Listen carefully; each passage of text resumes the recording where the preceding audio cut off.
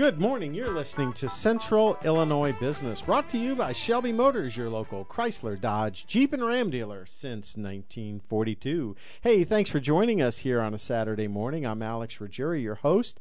I've got a very special guest here in the studio with me this morning, Professor John Kindt from the University of Illinois Law School. Welcome. Well, I don't know how special that is, but I do business and legal policy, so don't put me in with those lawyers over at the law school. Yeah, what was Shakespeare said? The first thing we do is kill all the lawyers. Right. We don't want to do that today. No, I so enjoy our. You've been on the show before, and I really enjoy having you on. You've got a wealth of information on all kinds of things.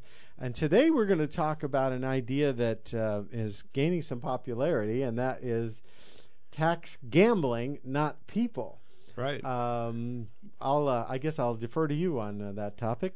Well, the first thing I would mention to the listeners is that people say, well, what's gambling got to do with business? Well, gambling is the biggest, most aggressive industry in the United States today. Is it really? And it's huge in Illinois. As a matter of fact, Illinois has sort of been on the leading edge of the lottery, the riverboat casinos.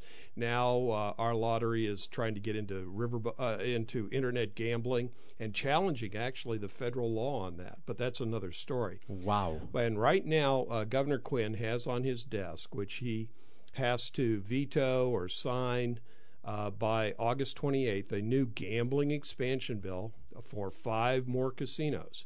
And he's basically saying it's not good economic policy, but his primary concern is the fact that there's no ethics legislation in it, which he's been pushing for years, which says, look, you can't have these special interests with their hundreds of millions of dollars in the gambling industry giving political and campaign contributions. So he wants a ban on that in the current legislation. Well, I have to applaud that. Yeah, I mean, it's like the new Untouchables all over again. Remember the Kevin Costner movie? Yes, and as a matter of fact, Elliot Ness went to the University of Illinois. Oh, wow. I don't know that he got a degree there, but Elliot Ness, one of the original Untouchables, was at the University of Illinois and supposedly took classes there. Wow. I think a lot of business people need to realize that Governor Quinn is right on the money, so to speak, on this particular issue. We need ethics legislation on this. Otherwise, I mean, you're just destroying the business reputation of the entire state. The entire state. I mean, we've had the Rod Blagojevich scandals, and for the last 20 years, actually, since we got the casinos, and 22 years ago, actually, we've been losing 1,200 people net per week moving out of this state. Now, we got people moving in, but we're losing a net of 1,200 people per week. We've lost congressional representation because of this population migration, and businesses are moving out of the state as well. We did a study back in the 1990s that indicated that businesses don't like high crime areas. Well, that's obvious. Yeah. They don't like high tax areas. That's obvious. Right. But they don't like high gambling areas either. Mm-hmm. I don't care what the people from Nevada and Las Vegas say. Traditional consumer-oriented businesses just don't want to be around gambling. So, and it hurts their employees as well. They know this. Business Fortune 500 companies are not naive about this. So what this is leading up to is the fact that Governor Quinn really ought to veto this bill to expand gambling in Illinois. And let me go back historically and mention some of the problems with this gambling. First of all, the original 10 casino riverboat licenses were granted to political insiders for $25,000 each. Oh, my goodness. And each one of those licenses on the fair market value, on the open market. Just the license itself. The license itself is worth $500 million.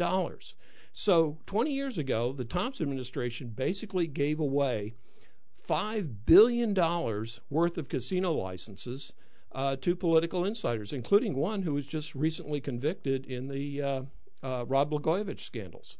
And so that's just a total giveaway of taxpayer dollars. Now, in today's dollars, that would be $9.5 to $10 billion. And That's so, like our whole state's deficit, practically. well, yeah, I mean, actually, you could get this cash tomorrow. All the legislature has to do is have the backbone to go back and say, wait a minute, you owe us $10 billion. And that doesn't include the $1.2 billion per year over the last 20 years plus, which has been leaving the state, just basically money that's pouring into the casinos and then is going back to Las Vegas and to the casino headquarters. This is not good economics. You probably remember back in the Reagan administration, we used to call this voodoo economics. Yep, Well, this is voodoo economics. Yep. When the lobbyists come in here, and they're paid a lot of money to come in here and promote this PR, they come in here and say, oh, we're going to create jobs. Well, guess what? They're not creating jobs. And we had a National Gambling Impact Study Commission sponsored by a former U.S. Senator, Paul Simon, totally bipartisan. Also sponsored by Republicans like Senator Richard Lugar of Indiana and Henry Hyde, a Republican, conservative Republican out of northern Illinois. And that commission said that all of these slot machines should basically be recriminalized, simply because they're known as the crack cocaine of creating new addicted gamblers. People don't realize this. They're just thinking of what they see in the movies with regard to fun and games. Right. But it's not fun and games. It really hooks people. And the other thing is it's taking enormous amounts of money out of the consumer economy. It's reverse pump priming. Each one of these machines is taking $300,000 per year out of buying cars, refrigerators, and even food and clothing. We find that people around these concentrated gambling facilities are spending 10% less on food, 25% less on clothing, 37% are raiding their bank accounts in order to gamble. So we should economically, and this is not politically possible probably in Illinois, but in other states such as South Carolina, Governor David Beasley simply recriminalized all of these slot machines. Guess what? Tax revenues went up, consumer spending went up, people started to buying again. It was pump priming of their entire economy. And he was very courageous, and he and the legislature just simply wiped the slate clean and got rid of all of these slot machines. Well, the academic information, the business information on this is overwhelming.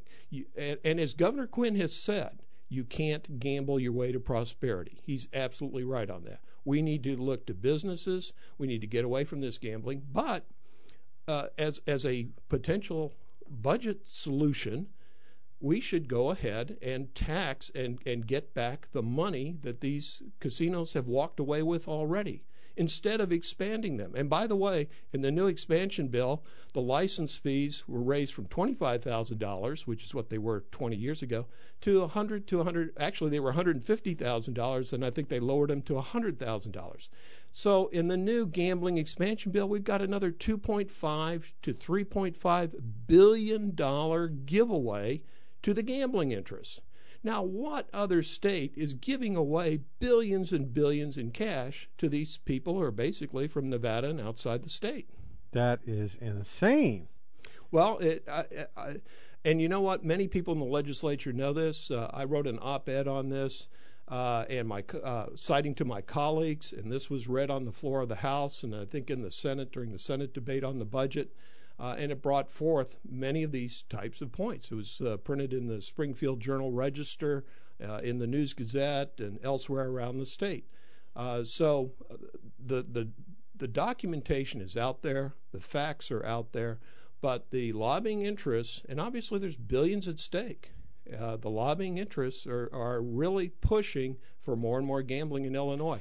And it really doesn't speak well to our business community or our governmental stability of expectations when, in fact, they're so successful. The gambling interests are so successful in doing this. Yeah, and it boggles my mind. I was really saddened when back in the 80s or whenever it was, they started out with the lottery.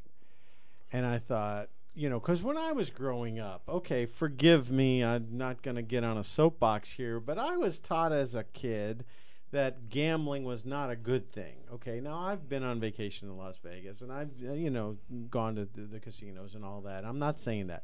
But that's what I was taught. It was not a good thing. And I know people drink, and I was also taught drinking wasn't a good thing, and people drink and everything's fine, and, not everybody turns into an alcoholic. But I was saddened when our state embraced the lottery. But at the time, they said, "Oh, all of this money is going to be going to the schools, and that's why we're doing it, and this, that, and that's how they sold it." Right, and that's how they continue to sell more and more gambling. But I don't see the schools any better. Well, you know what? I tell my education friends that if you just go to the World Book Encyclopedia, which is in every elementary school, actually the 1994 supplement has a big section on this, and it says, guess what? All these lotteries, gambling has not helped education. Because basically what happens is the money that comes in then goes into a general fund, and the legislature just transfers more money out of education. And Money Magazine actually did a definitive study on this back in the 1990s, and they looked at all the states which had the lotteries and which had brought in gambling allegedly to help education. And those states had worse funding for education in real dollars than those states which did not have the gambling. I think we were sold a bill of goods. And it's so basic, it's in the World Book Encyclopedia. So educators should be alerted to the fact that gambling has really not helped education.